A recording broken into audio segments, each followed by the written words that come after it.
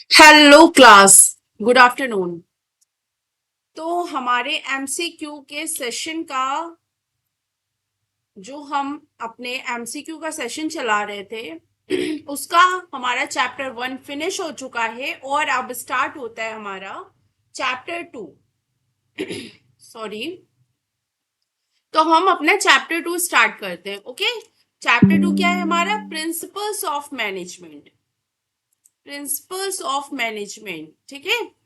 तो इसके कुछ क्वेश्चंस हम सॉल्व करते हैं। लगे हाथ। ओके। कहीं कोई प्रॉब्लम हो आप लोगों को लगता है तो बेटा उसका सॉल्यूशन जरूर मांगा करो, डाउट जरूर जरूर पूछा करिए कि मैम यहाँ प्रॉब्लम है, इस चैप्टर में प्रॉब्लम है। ठीक है। जिससे कि मैं साथ साथ आप लोगों की ये प्रॉब्लम्स भी सॉल्व करती हुई चलूं। Okay.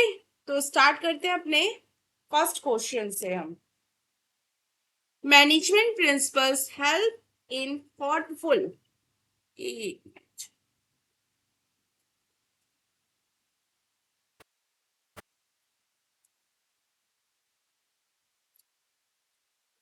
Management principles help in thoughtful decision making. They emphasize logic rather than blind faith. Management principles help in thoughtful decision making. Decision making जो होनी चाहिए वो थॉटफुल होनी चाहिए, उसके पीछे कोई रीजंस होने चाहिए, है ना। They emphasize logic rather than blind faith. आप आंख बंद के किसी करके कोई भी डिसीजन नहीं ले सकते हैं। आपके जो डिसीजंस लिए हैं उसके पीछे कुछ लॉजिक्स होने चाहिए। ओके। डिसीजन मेकिंग में क्लियर है। This statement This statement describes the following point of significance of principles of management. ये कौन सा significance of principles of management describe करता है? फुलफिलिंग सोशल रिस्पॉन्सिबिलिटी, क्या ऐसी कोई बात हो रही है? साइंटिफिक डिसीजंस की कोई बात हो रही है? मीटिंग चेंजिंग इन्वायरमेंट रिक्वायरमेंट्स की बात हो रही है? कि optimum utilization of resources and effective administration की बात हो रही है? आप बताइए यहाँ पे आपका क्या आंसर होगा। यहाँ पे आपको रिलेटेड किस चीज से बात लग रही है? क्या कोई सोशल रिस्पॉन्सिबिलिटी की बात करी जा रही है? क्या कोई बात ऐसी करी जा रही है? चेंजिंग इन्वायरमेंट से रिलेटेड कुछ है यहाँ पे पॉइंट है? बिल्कुल भी नहीं है। सोशल रिस्पॉन्सिबिलिटी से रिलेटेड कोई पॉइंट है? बिल्कुल भी नहीं है। Optimum utilization of resources and effective administration की कोई बात नहीं करी जा रही है। यहाँ पे बात करी जा रही है डिसीजंस लेने की। और डिसीजंस कैसे लेने हैं? लॉजिक लगा के लेने हैं। और इस जो पूरा प्रोसेस होता है, जो हमें लॉजिक लगा के ब्लाइंडली फेथ नहीं करना होता है, वो डिसीजन मेकिंग आपकी कहलाती है साइंटिफिक डिसीजंस। ओके। तो आपका राइट आंसर होगा बी, साइंटिफिक डिसीजंस।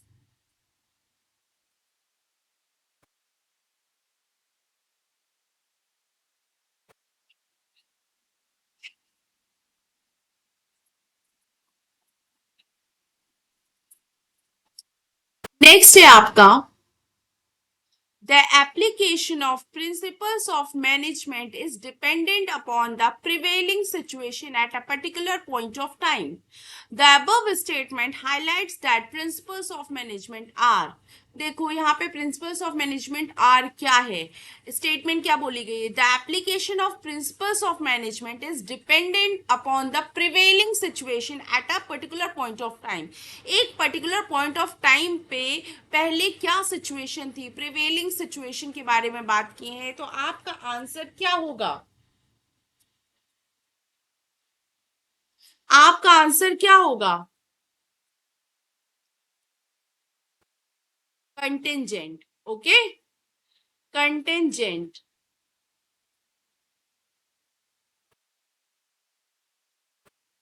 क्लियर है? ये आप अपनी बुक की फर्स्ट लाइन में, कंटिजेंट के फर्स्ट लाइन में ही यही लिखा है। फर्स्ट 2 और 3 लाइंस यही डिफाइन करती हैं। The application of principles of management is dependent upon the prevailing situation at a particular point of time. Okay. जिसको कोई प्रॉब्लम है, फ्लेक्सिबल या कंटिजेंट में आपको कोई प्रॉब्लम है, वो आप मुझे कमेंट सेक्शन में बताइए, फिर मैं उसके ऊपर भी एक वीडियो बना के आपको बताऊंगी difference between flexible and contingent.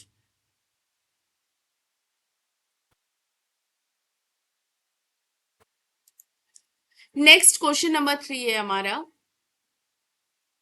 the principle will give rise to a spirit of mutual trust and belongingness among team members. The principle will give rise to a spirit of mutual trust and belongingness among team spirit. Which principle of management is stated by Fayol is highlighted this statement. अब यहाँ पे Fayol जी ने जो highlight किए हैं statement, उसमें से कौन सा है जो अबव स्टेटमेंट शो कर रहा है? The principle will give rise to spirit of mutual trust and belongingness. Mutual trust and belongingness among team members. क्या होगा ये? इसका आंसर क्या होगा बताइए? Initiative, spirit de corps, remuneration of employees या equity? Spirit of mutual trust and belongingness की बात आपके स्पिरिट दे कॉप्स में कही गई है. ओके, तो राइट आंसर होगा आपका बी.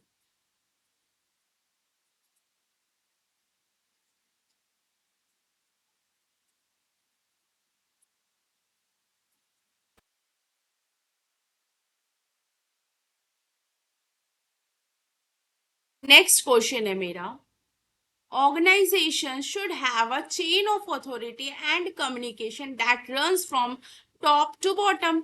okay, top, ये है टॉप, ये है बॉटम. क्लियर है? क्या बोल रहा है? Organization should have a chain of authority and communication. यही तो होता है, chain of authority and communication होता है, that runs from top to bottom. Superior या सबऑर्डिनेट को जो है इंफॉर्मेशन देता है ना, सुपीरियर सबऑर्डिनेट को ऑर्डर देता है, and should be followed by managers and the subordinate. सभी मैनेजर्स और सबऑर्डिनेट्स के द्वारा फॉलो करना चाहिए. Which principle of management given by Fayol is highlighted in the above statement. अब फ्योल जी ने कौन सा स्टेटमेंट ऐसा दिया था जो ये हाईलाइट कर रहा है इस पॉइंट को? बताइए. Authority and responsibility, scalar chain, discipline, centralization and decentralization. क्या होगा? क्या बातें कर रहे हैं? टर्म्स को पकड़ो. ठीक है, टर्म्स को पकड़ो. यहाँ पे ये क्या टर्म्स बोल रहा है? चेन की बात कर रहा है. Organization should have a chain. कैसी चेन? ऑथोरिटी एंड कम्युनिकेशन की, जो ऊपर से नीचे तक जाएगी. ठीक है, टॉप पर्सन के लोग लोअर पर्सन के लोगों को बताएंगे. ओके, तो ये कहाँ पे होगा? Scalar chain. कैसी बात हो रही है? किस चेन की बात हो रही है? ये स्केलर चेन की. ओके, ऐसे ही पॉइंट्स को आपको पकड़ के आंसर सॉल्व करना है. क्लियर है?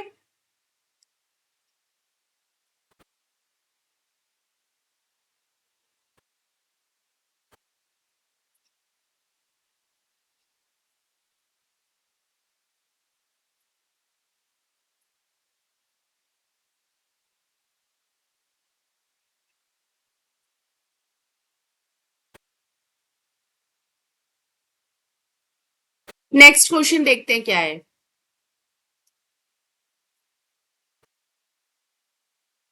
Pioneer limited is dealing in fruit juice and hair oils to ensure unity of action and coordination. Pioneer Limited is dealing in fruit juice and hair oils to ensure unity of action and coordination. It has made two separate divisions for each product. For each product इसने दो separate division की बात करी गई है. Okay, each division has its own in charge plan and execution resources. जिन लोगों ने ये चैप्टर बहुत अच्छे से पढ़ा होगा वो लोग ये आंसर कर सकते हैं. Each division has its own incharge and execution resources. Thus both the divisions are moving towards the same objective through focused efforts.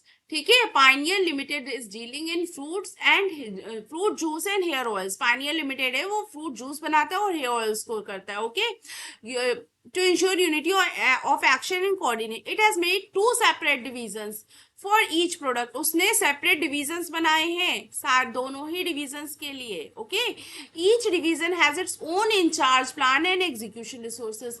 दोनों ही डिविजन्स के अपने इंचार्ज प्लान और एग्जीक्यूशन रिसोर्सेज है. ठीक है, thus both the divisions are moving towards the same objective through focused efforts. तो बताओ इसका आंसर क्या होगा?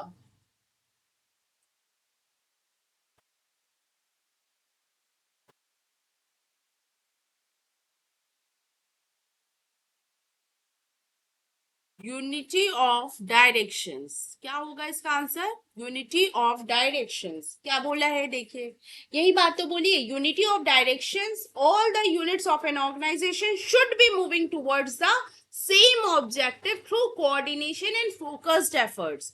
ओके, जब ये चैप्टर आप लोग बहुत डिटेल में पढ़ोगे समझोगे तभी ये बात समझ में आएगी. क्लियर है? कहीं कोई प्रॉब्लम हो तो बताओ. पूरा चैप्टर अगेन फिर से अच्छे से पढ़ना है तो भी बताइएगा, मैं फिर से और सेशंस लेके आऊंगी आप लोगों के लिए. और यहीं यूट्यूब पे हम लोग वो सारे चैप्टर्स फिनिश करेंगे. ओके, तो इसका आंसर, सही आंसर है सी, यूनिटी ऑफ डायरेक्शंस. ओके, एक डायरेक्शन में इनको काम करने को मिला है. ठीक, तो इसी के साथ मैं अपना ये सेशन यहीं पे ओवर करती हूँ. नेक्स्ट क्लास में हम लोग और कुछ क्वेश्चंस चैप्टर 2 के सॉल्व करेंगे, एमसीक्यूज एंड फिर केस बेस्ड स्टडीज. ओके, तब तक के लिए थैंक यू, बाय बाय.